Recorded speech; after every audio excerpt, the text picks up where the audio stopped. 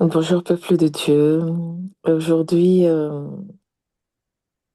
j'ai la lourde responsabilité d'annoncer la parole et nous avons pour thème la puissance des autels. Tellement de choses ont été dites, tellement de révélations et je suis presque convaincue que le Seigneur va certainement nous rappeler des choses peut-être que nous avons déjà entendues, mais que ce rappel soit vraiment soutenu par la puissance du Seigneur. Je veux remercier en tout cas le couple pastoral, je veux remercier de tout mon cœur pour la confiance, pour le soutien. Et je prie vraiment que le Seigneur continue de manifester sa gloire au travers de votre maison et de votre ministère, au nom suprême de Jésus. Ce thème est tellement important et je bénis vraiment le nom du Seigneur pour l'apôtre Serge qui a bien voulu nous enseigner là-dessus, en tout cas, et d'autres frères qui ont parlé de ce sujet tellement important. Bien-aimés dans le Seigneur, vous savez, il y a une vérité spirituelle que beaucoup de croyants ignorent ou sous-estiment. Aucune vie n'est neutre spirituellement. Aucune. Chaque famille, chaque destinée, chaque territoire est influencé par des autels. Un autel, ce n'est pas seulement une pierre, comme on l'a lu dans l'Ancien Testament pendant les précédentes semaines. Un autel, c'est un lieu de rencontre entre le visible et l'invisible. C'est vraiment un point de contact entre l'homme et le spirituel. Et aujourd'hui, j'ai envie de te poser une question simple en ce début de prêche. C'est dire quel est l'autel qui parle dans ta vie aujourd'hui, en fait. Quel est l'autel qui parle dans ta vie aujourd'hui? J'ose espérer qu'au travers de tous ces enseignements que nous avons eus, que le Saint-Esprit t'a conduit, m'a conduit dans une réflexion profonde afin de répondre à cette question. Et alors que nous nous approchons aussi de Pâques, nous nous rappelons que la croix de Jésus est le plus puissant des autels. Oui, la croix de Jésus est le plus puissant des autels. Aujourd'hui, je prie que le Saint-Esprit me donne la grâce de réveiller des destinées. Oui, je prie vraiment que le Seigneur me donne cette grâce parce que je sais que parmi nous, ou pour les personnes qui écouteront aussi ce message, il y a des personnes qui aiment sincèrement Dieu. Il y a des personnes qui prient sincèrement, mais quelque chose bloque leur vie. Quelque chose. Et la réponse est tout simplement spirituelle. Les autels parlent encore. Je veux que tu te dises aujourd'hui que tout change et qu'en cette saison, tout change. Je veux que tu te le dises consciemment, intentionnellement, avec foi et conviction, qu'on ne peut pas avoir ce genre d'enseignement et demeurer dans les mêmes situations. Aujourd'hui, tout change. Bien-aimés dans le Seigneur, vous savez, les autels sont réels et actifs. Nous lisons dans Genèse 8 au verset 20, Noël bâtit un autel à l'Éternel, il prit de toutes les bêtes pures et de tous les oiseaux purs, et il offrit des holocaustes sur l'autel. Dans Genèse 12 au verset 7, il est écrit, l'Éternel apparut à Abraham et dit, je donnerai ce pays à ta postérité. Et Abraham bâtit là un autel à l'Éternel qui lui était apparu. Nous voyons que chaque autel attire une présence. Chaque autel active une réalité. Et c'est une réalité spirituelle. Et cette présence est la présence du Seigneur. Pour ceux qui connaissent le Seigneur et pour ceux qui le font pour le Seigneur. Mais pour ceux qui ne servent pas le Seigneur, lorsqu'ils font leurs autels, lorsqu'ils bâtissent leurs autels, c'est d'autres esprits qui leur apparaissent. Ce n'est pas l'Éternel qui apparaît, mais c'est d'autres esprits, d'autres entités, d'autres dominations qui leur apparaissent et ils activent une réalité qui est spirituelle pour faire du mal, pour détruire des familles ou des descendances. Les autels parlent encore. Dans Genèse 4 au verset 10, nous lisons « Et Dieu dit, qu'as-tu fait? La voix du sang de ton frère crie de la terre jusqu'à toi. » Bien-aimé, ce qui a été fait dans le passé peut encore parler aujourd'hui. Il y a des autels qui sont faits sur le sang, des sacrifices d'animaux. Mais n'oublions pas, le sang parle. Donc, lorsque ces autels sont faits à base de sang, l'autel parle. Et nous voyons ici que celui d'Abel crie vengeance.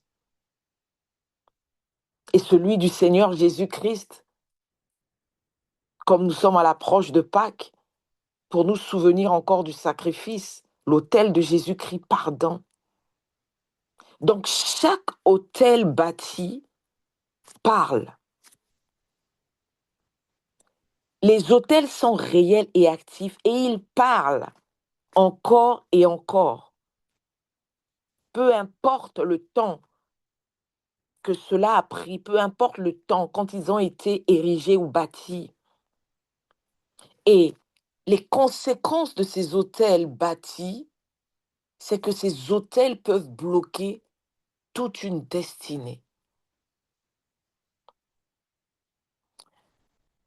Il est écrit dans Juge 6 au verset 25, « Dans la même nuit, l'Éternel dit à Gédéon, prends le jeune taureau de ton père et un second taureau de 7 ans, renverse l'autel de Baal qui est à ton père et abat le pieu sacré qui est dessus. »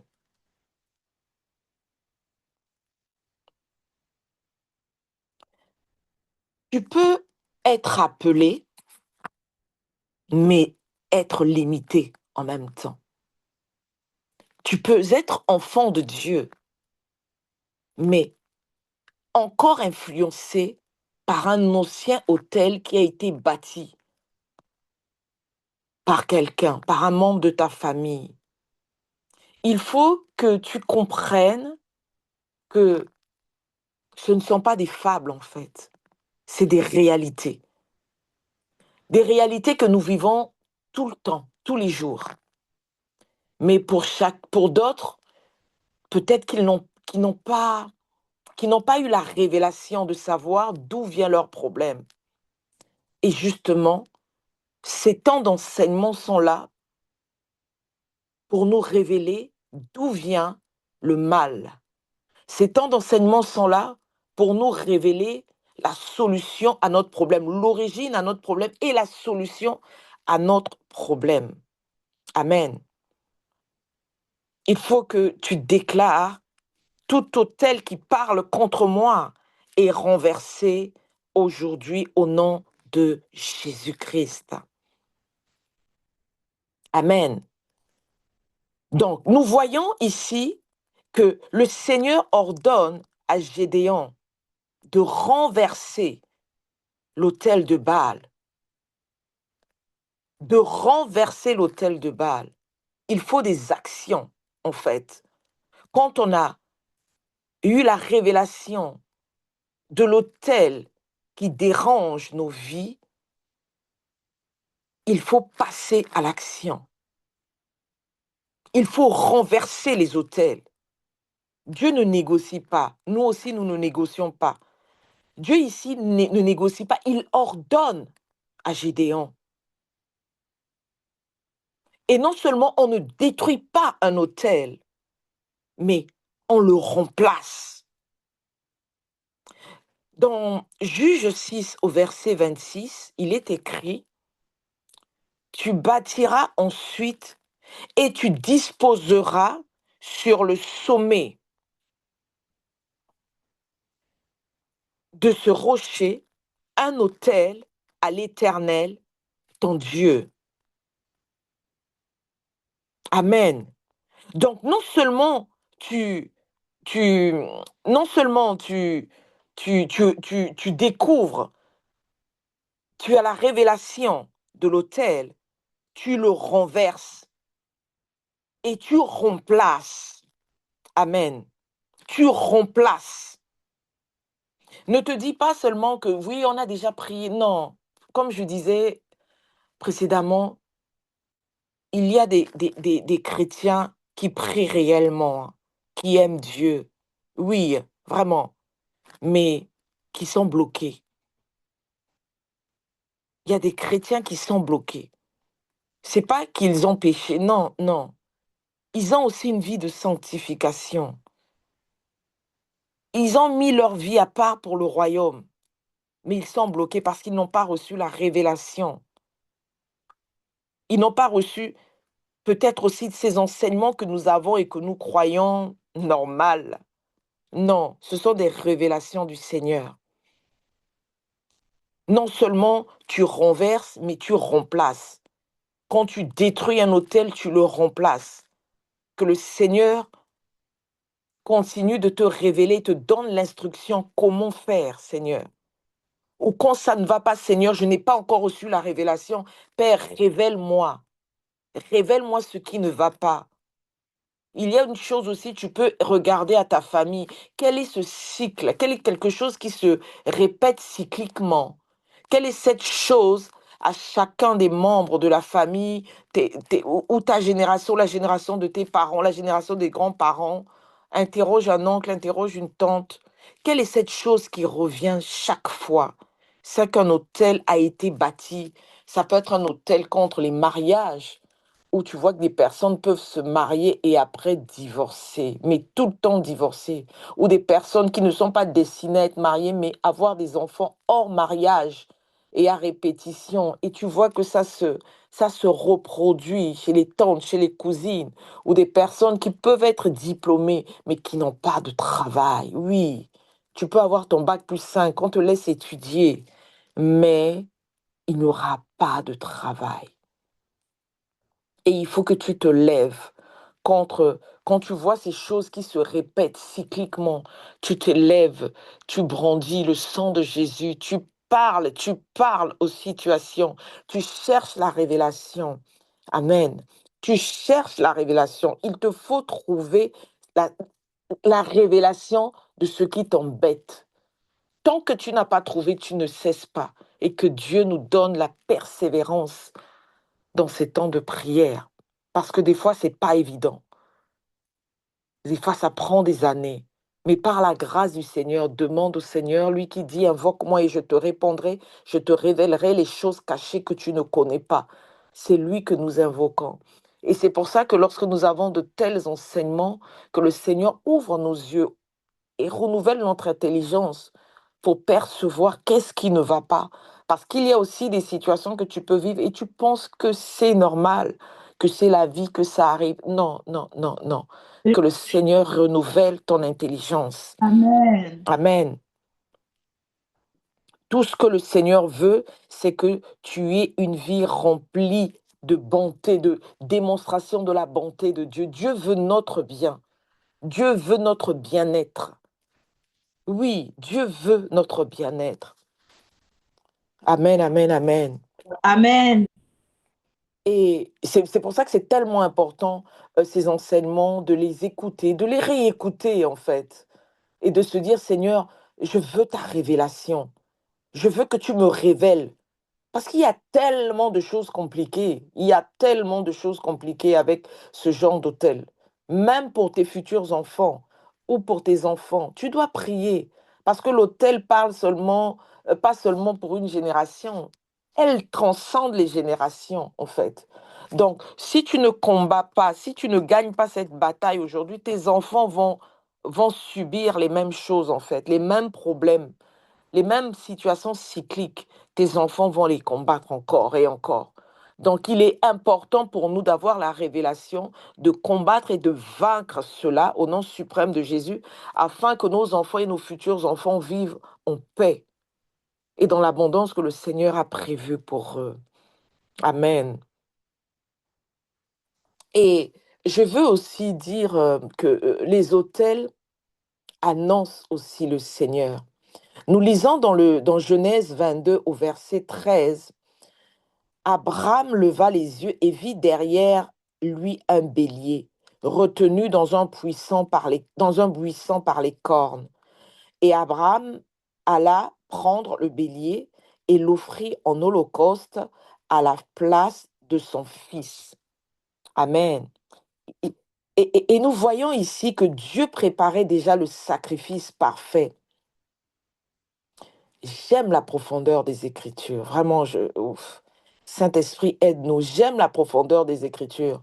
On a parlé longtemps des autels, des autels, des autels. Et même les enfants de Dieu ont cru que les autels étaient juste attribués à ceux qui pratiquaient le mal, aux sorciers, aux personnes des sciences occultes. Non, non, non, non, non, non. Les autels annoncent aussi Jésus.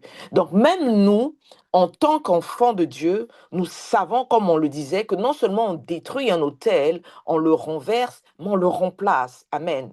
C'est pour ça qu'il y a vraiment une corrélation entre les autels. Le diable est un imitateur, de toutes les façons. Le diable copie tout, ne l'oubliez jamais. Amen. Le diable copie tout. Euh, il y a vraiment cette corrélation. Donc Dieu, dans ce verset, dans Genèse 22, que nous venons de lire, Dieu préparait déjà le sacrifice parfait. Et le sacrifice parfait, c'est la croix. Amen. C'est la croix, l'autel suprême. Il est écrit dans Hébreux 12 au verset 24 de Jésus qui est le médiateur de la nouvelle alliance et du sang de l'aspersion qui parle mieux que celui d'Abel. Donc le sang de Jésus parle plus fort. Amen. Quand on parle de renverser, d'aucuns peuvent se dire, mais comment je fais? Comment je fais? Mais je viens t'annoncer que l'autel le plus puissant, que l'autel suprême, c'est la croix de Jésus. Amen. Donc, Amen. lorsque tu renverses un autel, souviens-toi que la croix est l'autel suprême. Le sang de Jésus, ton maître, parle plus fort. Amen. Par l'autel qui est la croix, nous voyons que le péché est effacé. Donc, peu importe. Vous savez, Satan aime accuser. Satan est l'accusateur. Il y a des personnes, au moment de renverser, qui peuvent recevoir la révélation. Et Satan va mettre des pensées que, oh, tu es un pécheur. Quelle est la puissance que tu as? Oui, oui, oui. Vous savez, Satan œuvre beaucoup par un venin des pensées. Il insuffle des pensées et le chrétien s'affaiblit. Mais je veux que tu te souviennes que peu importe le péché que Satan veut te rappeler, peu importe le péché qui est passé, que ce soit un avortement, que ce soit une impudicité, peu importe, que ce soit le mensonge, peu importe ce que Satan veut mettre devant toi, lorsque tu veux renverser cet autel, je viens te rappeler que tu dois te souvenir de la puissance de la croix. Amen. Et par la puissance, et par la croix, par par la croix, le péché est effacé. Le péché est effacé. Peu importe les pensées qui peuvent te traverser, tu mérites la grâce de Dieu. Tu as été justifié par le Seigneur. Tu as été aimé le premier par le Seigneur. Peu importe ce que tu as pu traverser. Peu importe, même si aujourd'hui, même à l'instant même où je parle, tu es dans le péché. Ouvre juste ton cœur et fais entrer le Seigneur. La Bible dit qu'il frappe à la porte. Et si tu lui ouvres la porte, il vient souper avec toi. Et donc, ce que tu entends aujourd'hui, ce n'est pas une prédication ordinaire. C'est un appel du Seigneur qui te dit, j'ai besoin de toi, j'ai investi en toi, je t'ai aimé dès le premier instant. Lorsque j'ai pensé comment te façonner, lorsque je me suis assemblé avec le Père, le Fils et le Saint-Esprit, nous avons dit que nous voulons te créer à notre image, nous voulons te créer à notre ressemblance. J'ai investi en toi. Peu importe ta situation, je veux que tu te souviennes que le péché est effacé. Il est écrit dans Colossiens 2 au verset 14, il a effacé l'acte dont les ordonnances nous condamnaient et qui subsistait contre nous. Il l'a détruit en le clouant à la croix. Alors je viens t'annoncer que l'accusation est brisée. L'accusation est brisée. Au nom suprême de Jésus, l'accusation est brisée. Jésus-Christ a effacé l'acte dont les ordonnances nous condamnaient. Je veux que tu... Ah Seigneur, je veux que tu mâches cette parole, que tu médites, que ta conscience, ton subconscient, ton être entier soit pénétré de cette puissance, de cette révélation. Et que tu te dises que tu es libre en Jésus-Christ. À ce moment-là, que tu te dises que l'accusation est brisée et que là, tu as le pouvoir, l'autorité que le Seigneur te donne pour pouvoir renverser l'autel que le Seigneur t'a révélé. Amen. N'hésite pas. Et si tu ne le connais pas, assieds-toi, prends du temps dans le jeûne et la prière. Assieds-toi, demande au Seigneur. Les autres ont reçu. Je n'ai pas reçu. Sois honnête et sincère avec Dieu. Seigneur, je n'ai pas compris. Seigneur, viens et révèle-moi ce qui ne va pas. Viens et révèle-moi, Seigneur, comment faire pour renverser ce que tu m'as révélé, une fois révélé. Révèle-moi comment renverser, comment remplacer cela. Amen. Il est écrit dans Apocalypse 12, 10 à 11. Puis j'entendis dans le ciel une voix forte qui disait, maintenant le salut est arrivé et la puissance et le règne de notre Dieu et l'autorité de son Christ, car il a été précipité, l'accusateur de nos frères, celui qui les accusait devant notre Dieu jour et nuit. Alléluia. Ils l'ont vaincu à cause du sang de l'agneau et à cause de la parole de leur témoignage. Et ils n'ont pas aimé leur vie jusqu'à craindre la mort. Amen. Amen, amen, amen. Pendant que je lis cela, je n'avais pas prévu cela. Je vais parler d'un témoignage que j'ai vécu il y a quelques années, alors que j'étais assez jeune dans la foi, en parlant de l'accusation qui est brisée. Je faisais un rêve où il y avait plusieurs personnes qui étaient autour de ma chambre, autour de mon lit, dans ma chambre, et qui étaient venus m'accuser. Mais ils étaient nombreux. Et je voyais comme un feu tout autour. Et ils n'arrivaient pas à m'atteindre. Et à ce moment, j'ai ouvert mes yeux. J'étais essoufflée. C'était vraiment, je dis un rêve, mais c'était vraiment tellement réel que je dirais que c'était comme un songe, une vision. Et à ce moment, je me suis levée. et j'ai pris la Bible, j'ai ouvert la Bible. Je me suis levée, j'ai ouvert la Bible, je suis allée, je dormais avec ma sœur, je me suis levée et je suis allée dans une autre pièce, c'était la cuisine. Mes frères et sœurs, j'ai ouvert la Bible comme ça, sans savoir, et je suis tombée sur l'Apocalypse 12. Et j'ai commencé à lire Apocalypse. Oh my God. Pendant que je lisais, et juste avant de lire, j'avais prié, je priais, parce que je tremblais en fait. Et je savais qu'il me fallait prier. Et après la prière, j'ai ouvert la Bible et c'est là que j'ai lu Apocalypse. Et pendant que je lisais sa parole, les fenêtres claquaient, le vent soufflait dans la maison. Et j'avais ma jeune tante qui était là, qui s'est réveillée, qui a entendu. Et pendant que je priais, ma Bible voulait se refermer. C'était une histoire, mais alors là, comme dans les films. Et elle me tenait la Bible, je lui disais, tiens-moi la Bible, je dois lire. Et pendant que je lisais, je vomissais. Et pendant que je lisais, je pleurais. Pendant que je lisais, et ma petite tante me disait, mais qu'est-ce qui se passe? Et je disais, garde la Bible ouverte. Parce que je ne connaissais pas ce verset par cœur, mais je lisais la parole. Et depuis ce jour, je connais la puissance de la parole. Parce que j'ai vécu cette réalité. Amen. Je connais la réalité. Je connais la réalité du monde spirituel. Je me suis juste dit, ce n'est pas un film et c'est la vérité. Amen. On a un livre rempli de puissance. On a la parole de Dieu qui est forte et puissante. Et je peux te dire que l'accusation est brisée par la proclamation de la parole du Seigneur. Amen. Je viens aussi t'annoncer que toute malédiction est brisée. Comme il est écrit dans Galates 3 au verset 13, Christ nous a rachetés de la malédiction de la loi, étant devenu malédiction pour nous.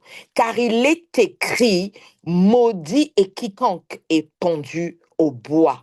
La malédiction est brisée. Donc, aucun autel ne peut tenir devant la puissance du Seigneur. Amen. Et ce que j'aime avec la parole, ce que j'aime avec l'autel qui est la croix du Seigneur, c'est que l'accès à Dieu est ouvert. Donc tu ne peux pas te dire aujourd'hui, je n'ai pas assez de puissance. Oh, je ne suis pas assez forte. Non, non, non, non, non, non. Il est écrit dans Hébreux 10 au verset 19, ainsi donc, frères, puisque nous avons, au moyen du sang de Jésus-Christ, une libre entrée dans le sanctuaire. Une libre entrée. Tu as accès à Dieu. L'accès à Dieu est ouvert. Tu peux t'agenouiller, prier le Seigneur. Il suffit de parler. La prière, c'est parler à Dieu, en fait. C'est pas... Non, non. Moi, j'aime cet évangile simple et puissante. Cet évangile qui dit qu'il a donné sa vie afin que je puisse avoir la vie éternelle. Il a donné sa vie afin que je puisse avoir accès au Seigneur. Il a donné sa vie afin que je puisse être réconcilié avec le Père. Oui, si le péché dans le passé m'avait éloigné du Père, le Seigneur Jésus-Christ a donné sa vie afin que je puisse être réconcilié avec le Seigneur. Il a donné sa vie au moyen du sang de Jésus. L'accès à Dieu est ouvert et Dieu peut te révéler comment renverser ces autels, comment gagner contre ces oppressions, comment vaincre l'oppression. Amen, amen. Pourquoi certains restent liés, on va me dire? Pourquoi? Pourquoi on se pose souvent la question? Mais parce que nous ne vivons pas dans cette pleine réalité que je venais de dire. Si nous étions conscients que l'accès à Dieu est ouvert, si nous étions conscients que la malédiction est réellement brisée, que l'accusation est réellement brisée, parce que le Seigneur a tout accompli à la croix de Golgotha, ces réalités n'allaient être que des témoignages. Ces réalités n'allaient faire partie que de notre passé et nous devions témoigner de la puissance du Seigneur. Alors il est temps, revenons à l'essentiel qui est la présence du Seigneur, qui est l'accès au Seigneur, qui est le jeûne, par la prière, mais demeurons en communion avec le Seigneur, demeurons au pied du Seigneur, choisissons la bonne part qui ne peut pas nous être ôtée.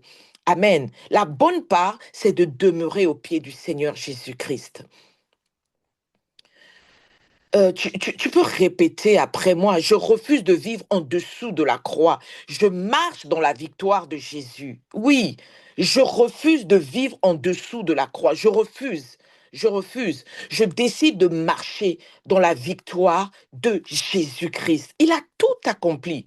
Je marche sur ses traces. Je marche dans la victoire. Peu importe ce que je traverse. Comment tu peux activer cette puissance? La puissance que le Seigneur t'a donnée, mais par la foi. Par la foi, tout simplement. Il est écrit dans Romains 3 au verset 25, c'est lui que Dieu a destiné par son sang à être pour ceux qui croiraient victime propitiatoire. Amen. C'est lui que Dieu a destiné, pas un autre. Crois que le Seigneur Jésus a payé le prix pour toi.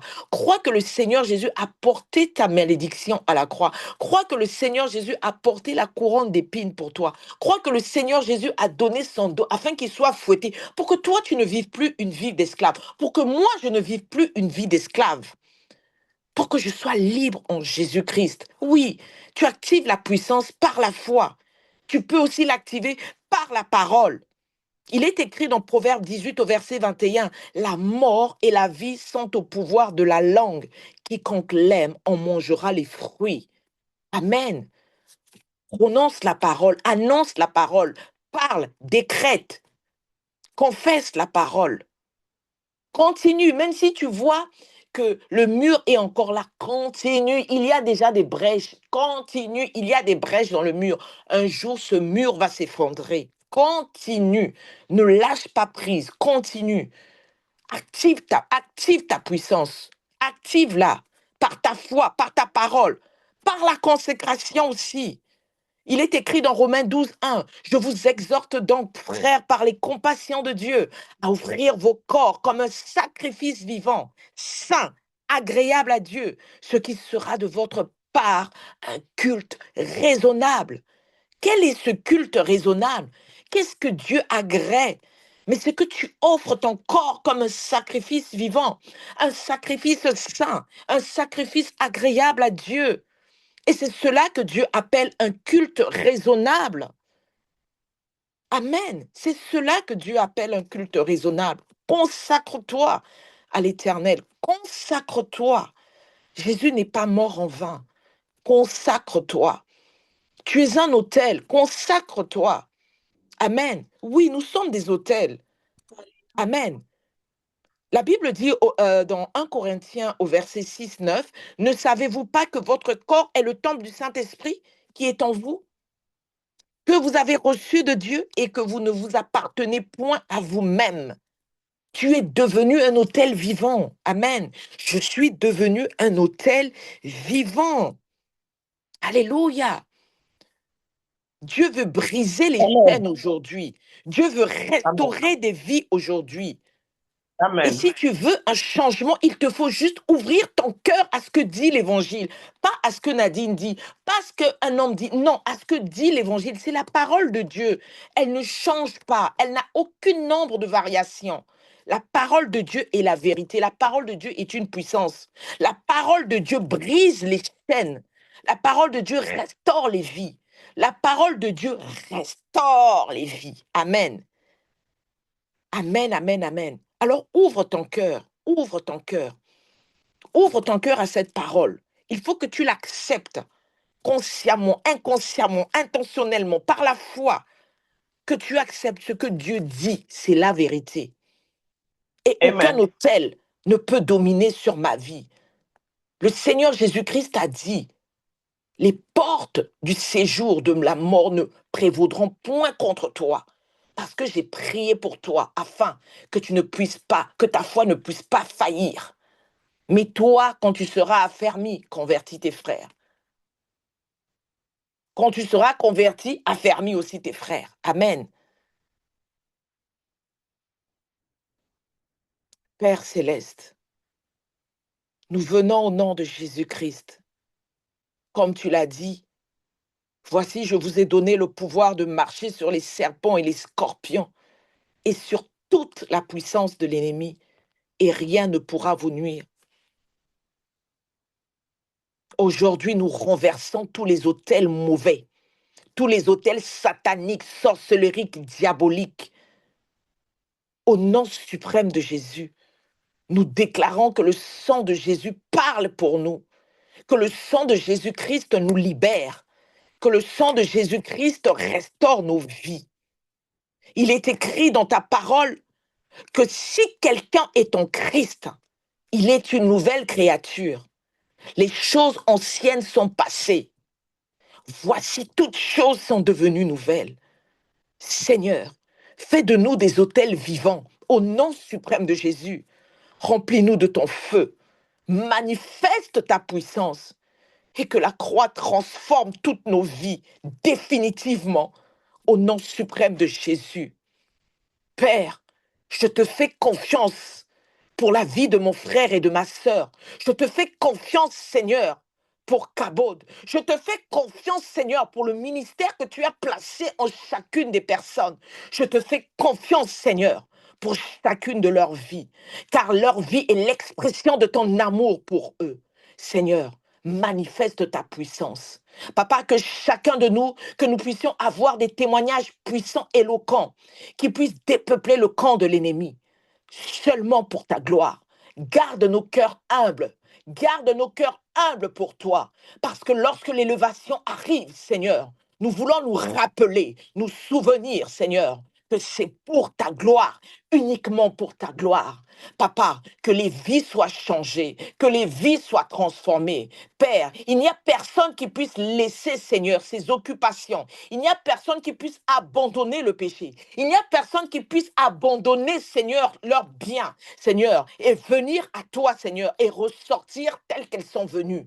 Papa, c'est toi le Dieu qui bénit. Papa, bénis les vies. Bénis chaque personne qui écoutera ce message. Que les vies soient changées, transformées. Oh Père, mon âme te loue et mon âme te bénit encore pour ces instants. Seigneur, Saint-Esprit de Dieu, viens encore nous parler. Saint-Esprit de Dieu, continue de nous instruire. Saint-Esprit de Dieu, viens encore déverser en nous le poids. Kabod, viens encore, Seigneur Dieu Tout-Puissant, Papa, nous peser. Viens encore, Seigneur Dieu Tout-Puissant, Papa, mettre du poids dans chacune de nos vies. Que la Kabod soit manifeste, que ta gloire soit manifeste, que ta puissance agisse puissamment au travers, Seigneur, de nos vies, de la vie de nos parents, de la vie de nos amis, de la vie, Seigneur Dieu Tout-Puissant, Papa, des membres de nos familles qui ne te connaissent pas. Oh Seigneur, que les chaînes soient brisées définitivement. Dans le nom suprême de Jésus, j'ai ainsi prié. Amen, amen, amen.